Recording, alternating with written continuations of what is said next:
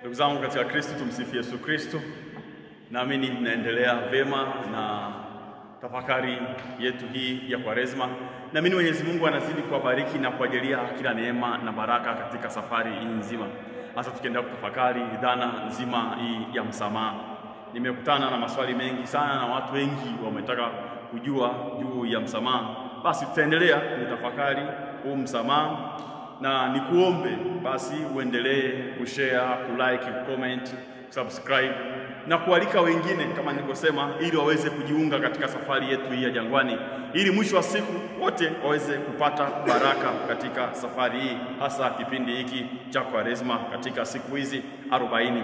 Leo ikiwa ni siku ya 19, kuna mengi sana tunataka kutafakari, lakini kikubwa ambacho nataka tukiangalie ni maswali magumu ambayo watu wamejiuliza juu ya swala zima la msamaha. Maswali magumu ambayo watu wamejiuliza juu ya swala zima la msamaha. Na kwa nini imekuwa ni ngumu au maswali yamekuwa magumu? Kwa sababu ya mambo haya nitakayoeleza au mifano nitakayotoa. Na wewe utajaribu kufikiria wewe mwenyewe, ungekuwa wewe ungefanya nini? Yaani ungetoa jibu gani katika huyu ambaye anakuuliza kama alivyoniuliza mimi. Nilipokuwa hii mfano naitoa sio ya Tanzania. Nilipokuwa nje ya Tanzania nilikutana na mambo mengi sana, hasa katika utoaji wa semina mbalimbali juu ya swala zima la msamaha. Nilikutana na mifano mingi na maswali mengi, watu walikuwa wanaelezea historia ya maisha yao, na ndio hapo nataka tutafakari. Mmoja alinieleza kwamba alikuwa na rafiki yake wa karibu sana ambaye ni kama walikuwa kama ndugu hivi. Baadaye alimweleza kila kitu huyo rafiki yake, na mipango yake ya maisha mengi alikuwa akimweleza. Sasa ikatokea siku moja akamweleza juu ya swala zima la ndoa.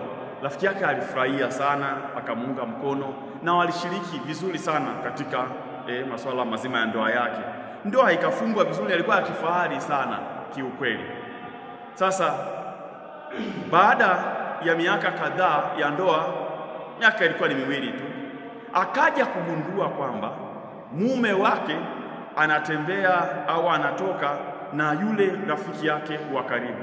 Rafiki yake alikuwa mwelezi, lakini kumbe yote ambayo alikuwa anamuelezea juu ya swala la ndoa na changamoto, yule rafiki yake alikuwa anazichukua zile changamoto na kuzitumia kama fursa. Ikawa baadaye sasa mume akabadilika kabisa, akaanza sasa kufanya au kuakti kama sio mume tena, akaingia kwenye mahusiano moja kwa moja na huyu rafiki yake. Kitu hiki kilimuuma sana. Sasa akaniuliza sasa, kwa sababu uhusiano tayari ulivunjika wa mume wake, uhusiano na rafiki yake ukavunjika, akabaki katika majonzi makubwa, na katika hiyo ndoa yao walibahatika kupata watoto wawili. Kwa hiyo aliniuliza, "Padre, katika hili jambo lilonikuta nifanye nini? Katika mkasa huu nifanye nini?"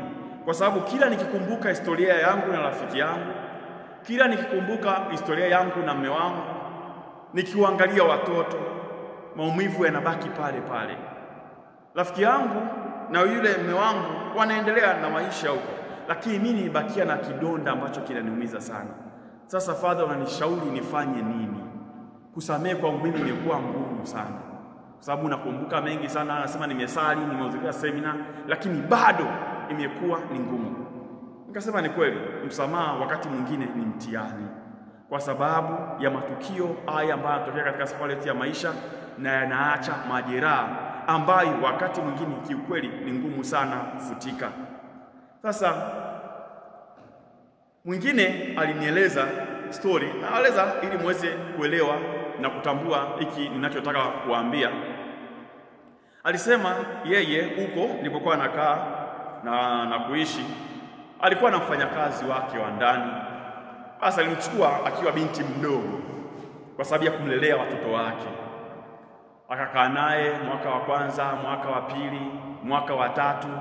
Mtoto wake akiwa na miaka 3, basi yeye alimwamini sana huyu dada. Siku moja sasa ikatokea ameenda kazini, anarudi nyumbani anakuta binti hayupo wala mtoto wake amuoni. Akapiga simu ya yule binti hapokei. Simu inaita tu bila kupokelewa. Baadaye akarudia tena. Simu ikaita tu basi, lakini haikupokelewa. Akarudia mara ya 3. Baadaye simu ikawa haipatikani kabisa. Akahangaika sana hapa na pale. Basi akatulia, akaanza kutafuta kwa majirani na nini. Kuja kushtuka baadaye ni kwamba binti kweli yule amekimbia, amepotea kabisa, na mtoto wake akuondoka naye. Mtoto yule alimchukua akamweka kwenye friji, yaani akamweka kama nyama kwenye friji. Ni jambo ambalo lilimsikitisha sana, na yule mama alikuwa akieleza hivyo analia. Akaniuliza, "Father, kila siku natafakari sana. Kila siku nikikaa nikiwaza, ana watoto wengine 3, manake yule alikuwa ni mtoto mwingine wa 4 mdogo. Anasema kila nikiangalia hawa 3 nawaza kwamba nakumbuka kwamba wangestahili wawe na mdogo wao. Nawaza na kuwazua kila siku maumivu yako pale pale. Nifanye nini ili niweze kupona? Nifanye nini ili niweze kuwa na roho ya msamaha, kumsamehe huyu aliyemweka mwanangu kwenye friji?" Kwa hiyo maumivu kama hayo, ndugu zangu, msamaha kikweli unakuwa ni mtihani.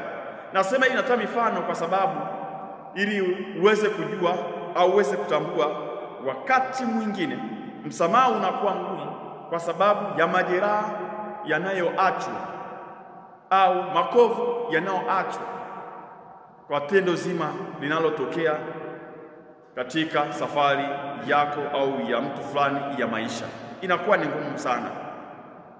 Nakumbuka, nataka nitoe mfano mwingine. Hizi ni historia ambazo nataka watu tujifunze sana. Bibi mmoja huko hapo alikuwa anakaa, najua ni kijijini kidogo. Sasa yeye alikuwa anakaa na wajukuu zake walikuwa 2. Sasa nyumba za kijijini kawaida una mlango, lakini unaweza kufunga kwa nje. Siku moja yeye akiwa ndani anasikia makelele nje, watu wanapiga kelele. Kuja kutamaki ndani kuna joto kali sana. Shida nini? Kumbe kuna mtu amekuja kwenye dirisha, amechukua dumu la petroli akamwaga ndani, alafu nyingine akazungusha kwenye nyumba, akalock mlango kwa nje, afa akawasha kiberiti, maana akawawashia ndani. Sasa majirani wakapambana kuvunja mlango, lakini yule bibi alikuwa anaeleza alikuwa ameungua sana na wajukuu wameungua, lakini yeye alichopambana nacho ni nini? Ni kuwaficha wale wajukuu. Kwa hiyo aliungua sana yeye mgongoni. Nilimuona katika hali yake akiwa hospitali, na baada ya kutoka ananiambia, "Baba, hivi nilikosa nini mpaka nipitia haya?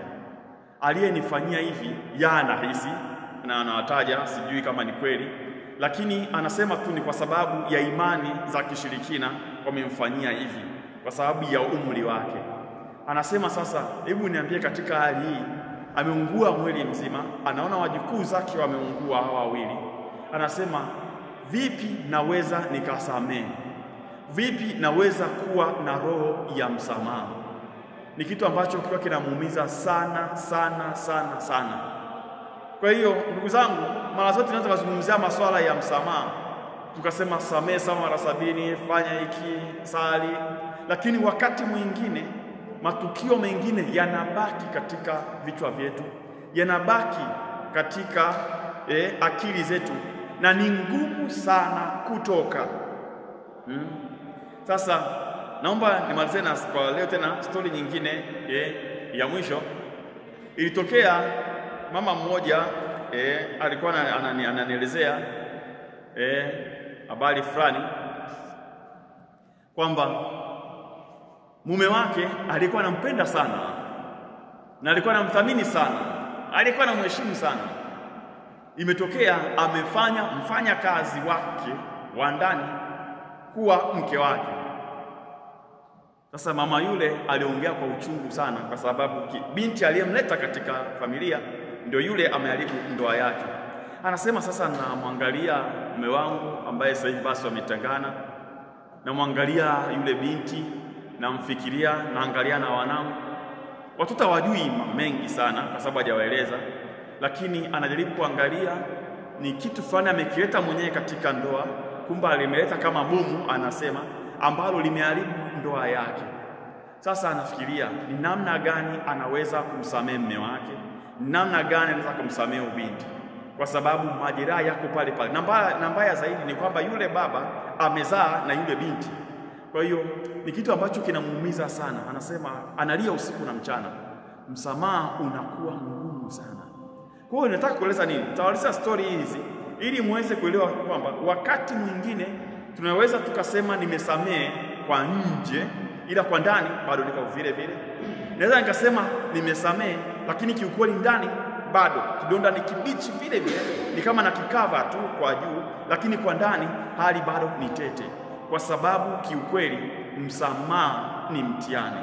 Kusamehe kunahitaji neema ya Mwenyezi Mungu. Kusamehe kunahitaji sala ya ndani sana, ambayo unatakiwa uijue wewe na Mungu wako tu, na lazima uombe Mungu akusaidie katika matukio ambayo unakutana nayo maishani. Tumsifu Yesu Kristo.